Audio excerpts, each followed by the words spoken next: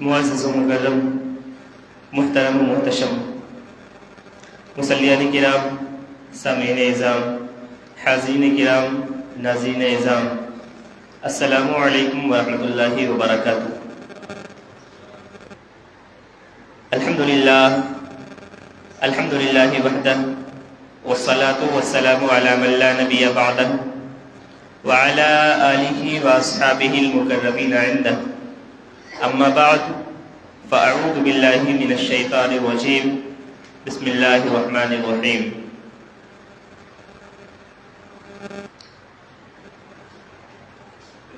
لیلۃ القدر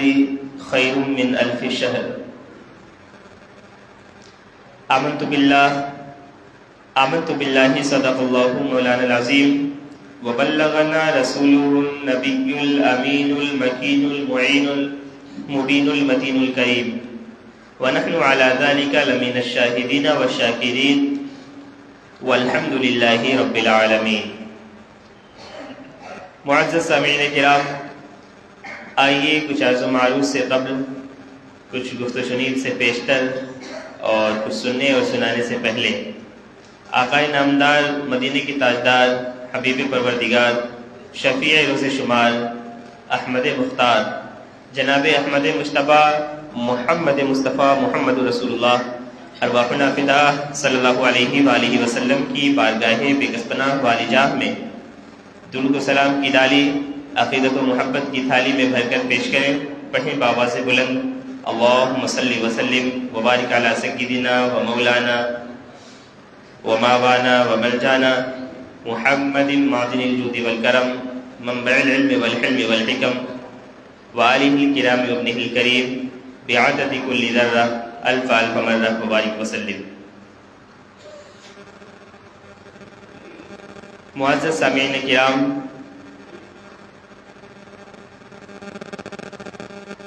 آج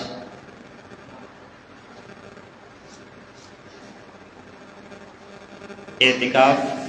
اور شب قدر کی فضیلت پر گفتگو ہوگی۔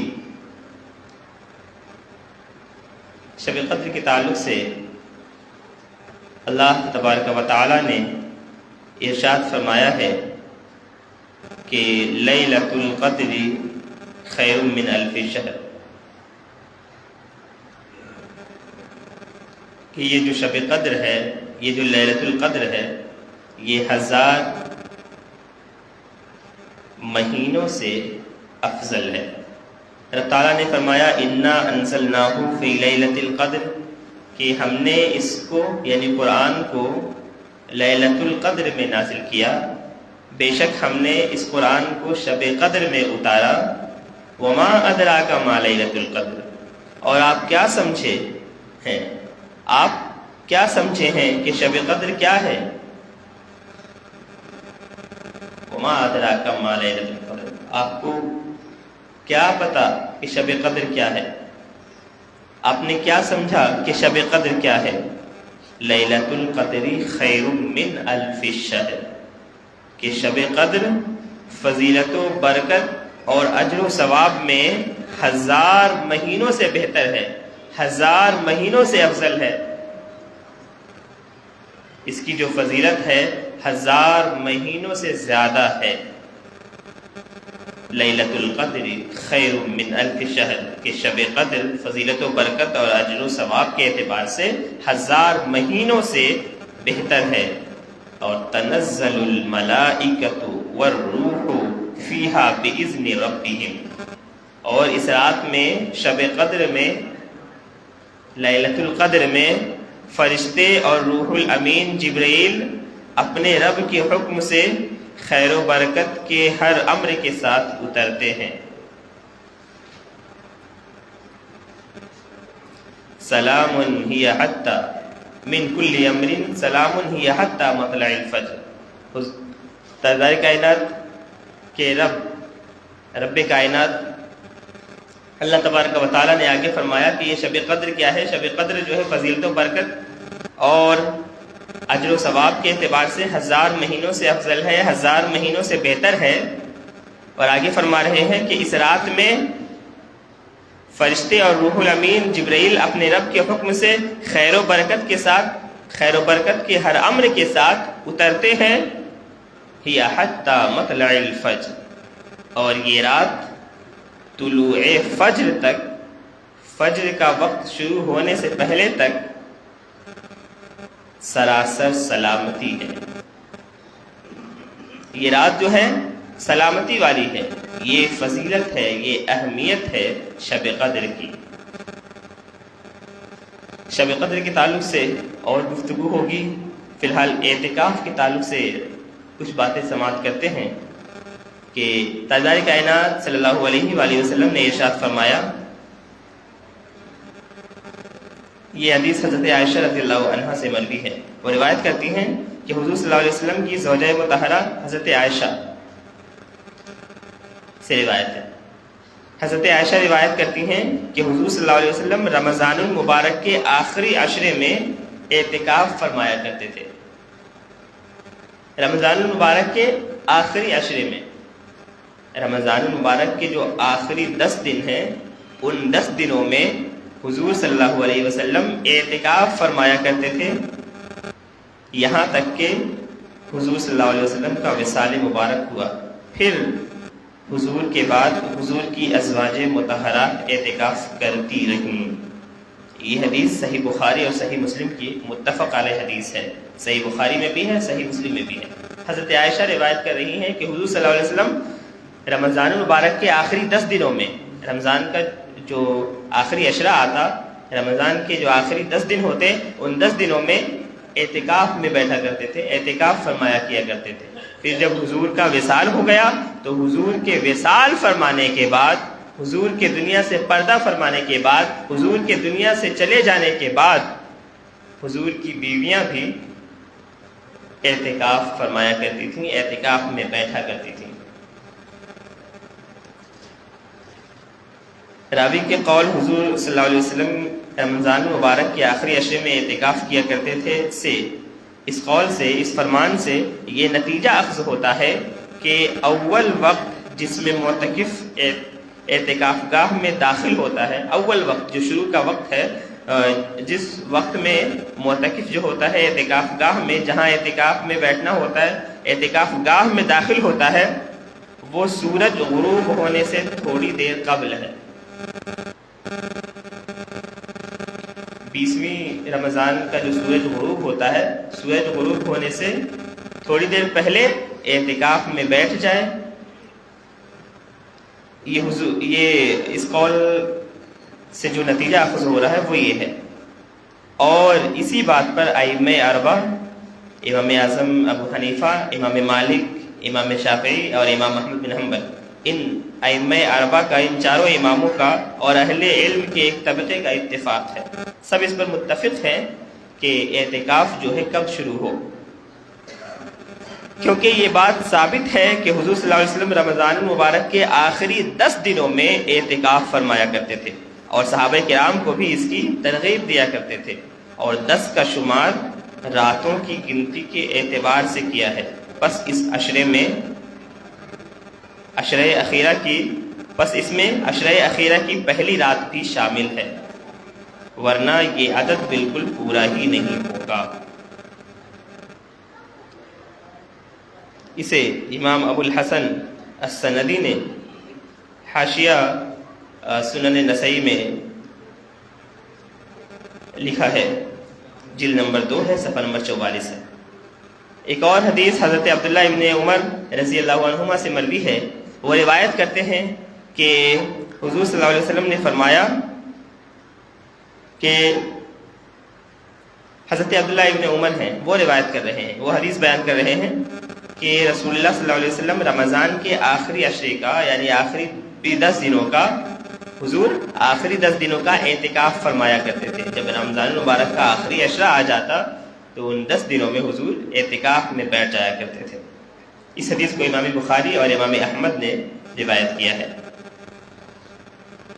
حضرت عائشہ صدیقہ رضی اللہ عنہ سے روایت ہے، عائشہ صدیقہ رضی اللہ عنہ روایت کرتی ہیں کہ انہوں نے فرمایا جب آخری عشرہ شروع ہوتا تو حضور کمر بستہ ہو جاتے، عبادت کے لیے تیار ہو جاتے، اعتکاف میں بیٹھنے کے لیے تیار ہو جایا کرتے تھے۔ جب آخری عشرہ شروع ہوتا تو حضور کمر بستہ ہو جاتے، اس میں شب بیداری کرتے اور گھر والوں کو بھی جگایا کرتے تھے۔ یہ معمول تھا حضور کا، اس میں خوب عبادتیں کرتے، شب بیداری کرتے، راتوں کو جاگتے اور گھر والوں کو بھی جگاتے کہ وہ بھی عبادت کیا کریں۔ آج بڑے افسوس کی بات ہے کہ آج ہم خود بھی سوئے رہتے ہیں اور سب کو سلائے رہتے ہیں، لیکن حضور کا معمول کیا تھا، حضور کا دستور کیا تھا کہ رمضان مبارک کے آخری 10 دنوں میں، آخری عشرے میں خود بھی جگے رہتے، شب بیداری کرتے، راتوں کو جاگتے اور اپنے ساتھ ساتھ اپنے گھر والوں کو بھی جگاتے، اپنے ساتھ ساتھ اپنے گھر والوں کو بھی شب بیداری کے لیے کہتے، گھر والے بھی راتوں کو جاگتے اور عبادتیں کرتے، راتوں کو جاگ کر قرآن شریف کی تلاوت کریں، زیادہ سے زیادہ نوافل پڑھیں، زیادہ سے زیادہ تسبیح و تحلیل کریں۔ یہ رات بہت قیمتی رات ہے، عبادت کی رات ہے، اس لیے ضرور سے ضرور عبادت کریں۔ ابھی جو حدیث پیش کی گئی وہ اس حدیث کو امام بخاری، امام ابو داؤد اور امام ابن ماجہ نے روایت کیا ہے۔ ایک اور حدیث حضرت ام المومنین حضرت عائشہ صدیقہ رضی اللہ عنہا سے مروی ہے، وہ فرماتی ہیں کہ ماہ رمضان کا آخری عشرہ شروع ہوتا تو حضور صلی اللہ علیہ وسلم رات بھر بیدار رہتے۔ جب آخری عشرہ شروع ہو جاتا رمضان کا تو حضور رات بھر جاگتے، راتوں کو جاگتے، ان 10 دنوں میں پوری رات جاگتے، بیدار رہتے، اہل خانہ کو بھی جگاتے، اپنے گھر والوں کو بھی جگاتے اور پھر عبادت کے لیے کمر بستہ ہو جاتے اور خوب محنت کرتے، خوب عبادت کرتے۔ آخری کے ان 10 دنوں کا معمول حضور صلی اللہ علیہ وسلم کا ہے۔ حضرات محترم، حضور صلی اللہ علیہ وسلم خود بھی عبادت کیا کرتے تھے اور اپنے گھر والوں کو بھی جگاتے اور ان کے گھر والے بھی پوری رات عبادت اور ریاضت میں لگا دیتے۔ اس حدیث کو امام مسلم اور امام احمد نے روایت کیا ہے۔ ایک اور حدیث حضرت عائشہ سے ہی مروی ہے، وہ روایت کرتی ہیں کہ رسول اللہ صلی اللہ علیہ وسلم رمضان کے آخری عشرے میں جس قدر عبادت میں کوششیں کرتے، جتنی زیادہ عبادت و ریاضت میں کوشش کرتے، اتنی دوسرے دنوں میں نہ فرماتے تھے۔ یعنی سب سے زیادہ حضور صلی اللہ علیہ وسلم کو عبادت کرتے دیکھا گیا ہے تو رمضان کے آخری 10 دنوں میں، آخری عشرے میں عبادت کرتے دیکھا گیا ہے۔ جتنی عبادتیں حضور رمضان کے آخری 10 دنوں میں کرتے، اتنی عبادتیں حضور کبھی نہیں کرتے تھے۔ حضرات محترم، یہ فضیلتیں ہیں رمضان کے آخری 10 دنوں کی، اس لیے جو آخری 10 دن ہیں رمضان کے، اس میں زیادہ سے زیادہ عبادتیں کریں۔ لیکن بڑے افسوس کی بات ہے کہ یہ 10 دن تو ہم لوگ ادھر ادھر گھومنے میں گزار دیتے ہیں، آخری عشرہ ہم لوگ شاپنگ کرنے میں گزار دیتے ہیں۔ بڑے افسوس کی بات ہے، ادھر ادھر ٹہلنے میں گزار دیتے ہیں، ٹائم ویسٹ کرنے میں گزار دیتے ہیں، سونے میں گزار دیتے ہیں۔ کتنے افسوس کی بات ہے، جبکہ حضور کا معمول یہ تھا کہ رمضان کے آخری 10 دنوں میں، رمضان کے آخری عشرے میں کثرت سے عبادت کیا کرتے تھے، راتوں کو جاگتے تھے، جاگ کر تلاوتیں کرتے، قرآن کی تلاوتیں کرتے، زیادہ سے زیادہ نوافل پڑھتے، زیادہ سے زیادہ استغفار پڑھتے، زیادہ سے زیادہ تسبیح و تحلیل کرتے اور رو رو کر گڑ گڑا کر رب تعالیٰ کی بارگاہ میں دعا کرتے۔ حضرات محترم، یہ اعتکاف کیا ہے؟ بزرگوں نے فرمایا یہ اعتکاف یہ ہے کہ ایک بندہ جب اپنی بات پوری کروانا چاہتا ہے تو کس طرح اس کی چوکھٹ پہ جا کر کسی سے، اپنے بادشاہ سے، اپنے امیر سے، اپنے رہنما سے، اپنے لیڈر سے اپنی بات منوانے کی کوشش کرتا ہے تو وہ اس کی چوکھٹ پہ جا کے، اس کے دروازے پہ جا کے بیٹھ جاتا ہے اور بولتا ہے کہ جب تک میری مانگ پوری نہیں ہو جاتی میں یہاں سے نہیں اٹھ سکتا، جب تک میری بات پوری نہیں ہو جاتی، جب تک میری مانگ پوری نہیں ہو جاتی، جب تک میرا مطالبہ پورا نہیں ہو جاتا، میں یہاں سے اٹھنے والا نہیں۔ حضرات محترم، آج کل لوگ اسٹرائک کرتے ہیں، لوگ دھرنے پہ بیٹھ جاتے ہیں حکومت سے اپنی بات منوانے کے لیے۔ آپ یہ سمجھیں، اور مانگ کیا ہوتی ہے کہ بس میرا مطالبہ پورا ہو جائے، میری جو مانگ ہے وہ پوری ہو جائے، میری جو ڈیمانڈ ہے وہ پوری ہو جائے۔ اسی طرح رمضان کے آخری 10 دنوں میں اللہ کا بندہ اللہ کی مسجد میں بیٹھ جاتا ہے، اللہ کے گھر میں بیٹھ جاتا ہے، اللہ کے در پہ بیٹھ جاتا ہے، اللہ کے دروازے پر بیٹھ کر، اللہ کی چوکھٹ پہ بیٹھ کر اپنی مانگ پوری کروانے کے لیے کوشش کرتا ہے اور کہتا ہے یا اللہ میرا مطالبہ پورا ہو، یا اللہ میری مانگیں پوری ہو۔ جب تک میری مانگ پوری نہیں ہوگی، جب تک میری ڈیمانڈ پوری نہیں ہوگی، جب تک میرا مطالبہ پورا نہیں ہوگا، اس وقت تک میں اے اللہ تیری بارگاہ سے اٹھنے والا نہیں، اس وقت تک میں تیری بارگاہ سے اٹھنے والا نہیں۔ اے اللہ میں تیرے دربار میں میں تیری بارگاہ میں بیٹھ گیا ہوں، تو میری مانگ پوری کر لے، تو میرے گناہ بخش دے، اے اللہ میری خطائیں بخش دے، اے اللہ میری لغزشیں معاف کر دے۔ یا اللہ میرا مطالبہ یہی ہے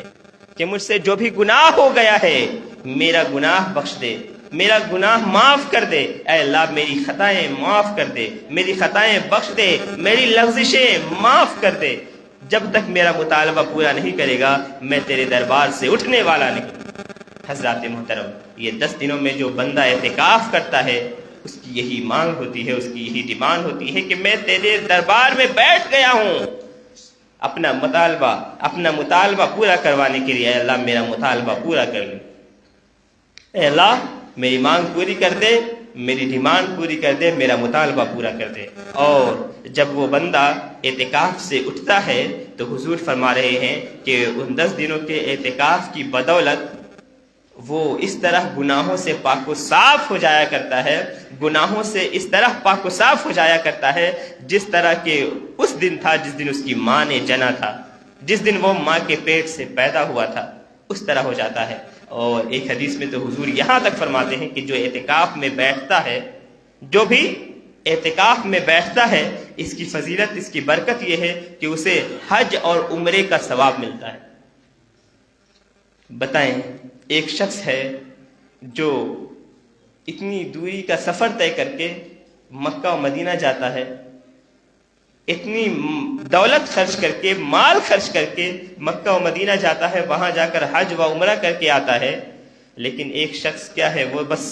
اللہ کی مسجد میں آ گیا ہے، اللہ کے در پہ 10 دنوں تک بیٹھ گیا ہے اور بیٹھنے کے بعد اپنا مطالبہ پورا کروا رہا ہے۔ حضور فرما رہے ہیں کہ اسے یہیں بیٹھے بیٹھے حج و عمرے کا ثواب مل گیا، اسے یہیں بیٹھے بیٹھے اعتکاف میں بیٹھ کر اسے حج اور عمرے کا ثواب مل جاتا ہے۔ یہ فضیلت ہے اعتکاف کی۔ اسی لیے ہمیں بھی چاہیے کہ ہم زیادہ سے زیادہ اللہ کی عبادتیں کریں، ہو سکے تو اعتکاف میں بیٹھیں۔ حضرت علی رضی اللہ عنہ سے روایت ہے کہ حضور صلی اللہ علیہ وسلم رمضان کے آخری 10 دنوں میں اپنے گھر والوں کو عبادت کے لیے جگایا کرتے تھے۔ حضرت علی روایت کر رہے ہیں مولا کائنات کہ حضور صلی اللہ علیہ وسلم رمضان کے آخری 10 دنوں میں، رمضان کے آخری عشرے میں خود بھی جاگتے تھے اور اپنے گھر والوں کو بھی جگاتے تھے کہ وہ بھی عبادت و ریاضت میں اپنا وقت گزاریں، پوری رات عبادت و ریاضت میں لگے رہیں، تلاوتوں میں لگے رہیں اور اس کے ساتھ ساتھ تسبیح و تحلیل میں، نوافل میں لگے رہیں۔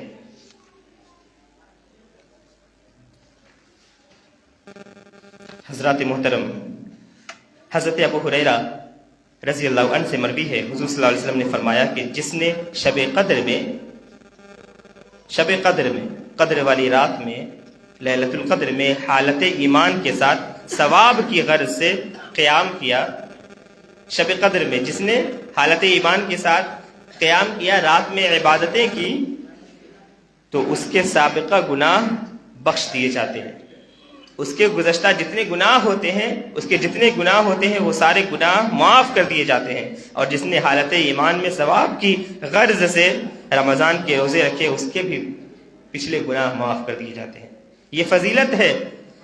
راتوں کو جاگ کر عبادت کرنے کی۔ حضور فرما رہے ہیں کہ جو شب قدر میں جاگ کر عبادت کرے گا اس کے تمام پچھلے گناہ معاف کر دیے جائیں گے۔ آخری حدیث حضرت ابو ہریرہ رضی اللہ عنہ سے مروی ہے اور روایت کرتے ہیں کہ رسول اللہ صلی اللہ علیہ وسلم نے فرمایا کہ تمہارے پاس رمضان المبارک کا مہینہ آیا، اللہ نے تم پر اس کے روزے فرض کیے ہیں، اس میں جنت کے دروازے کھول دیے جاتے ہیں اور جہنم کے دروازے بند کر دیے جاتے ہیں اور سرکش شیاطین جکڑ دیے جاتے ہیں۔ اس ماہ میں ایک رات ایسی ہے، ایک رات اس رمضان المبارک میں ایک رات ایسی ہے جو 1000 راتوں سے افضل اور بہتر ہے۔ جو اس کے ثواب سے محروم کر دیا گیا وہ ہر خیر سے محروم کر دیا گیا، جو اس کے ثواب سے، جو اس رات میں عبادت کرنے سے محروم رہا وہ ہر خیر سے، ہر بھلائی سے محروم رہا۔ اس لیے اللہ کے بندو، ہمیں چاہیے کہ ہم اس رات میں عبادت سے محروم نہ رہیں۔ جو شب قدر ہے، شب قدر میں ہم عبادتیں کیا کریں، زیادہ سے زیادہ تلاوتیں کیا کریں، زیادہ سے زیادہ نوافل پڑھا کریں، زیادہ سے زیادہ تسبیح و تحلیل کیا کریں، تاکہ ہم ہر خیر اور ہر بھلائی سے محروم نہ رہیں۔ اور شب قدر میں جو خاص دعا ہے جو پڑھتے ہیں وہ یہ ہے، اللہم انک عفو تحب العفو فاعف عنی یا غفور یا غفور یا غفور۔ ہو سکے تو اس آخری عشرے میں، رمضان کے آخری 10 دنوں میں یہ دعا کثرت سے پڑھیں، زیادہ سے زیادہ پڑھیں۔ رب تعالیٰ کی بارگاہ میں دعا ہے کہ ہم سب کو زیادہ سے زیادہ عبادتوں کی توفیق عطا فرمائے، آمین، اور ہمیں اچھی باتوں پر عمل کرنے اور بری باتوں سے بچنے کی توفیق عطا فرمائے، آمین آمین۔ وآخر دعوانا ان الحمد للہ رب العالمین وما علینا الا البلاغ المبین، والسلام علیکم ورحمۃ اللہ وبرکاتہ۔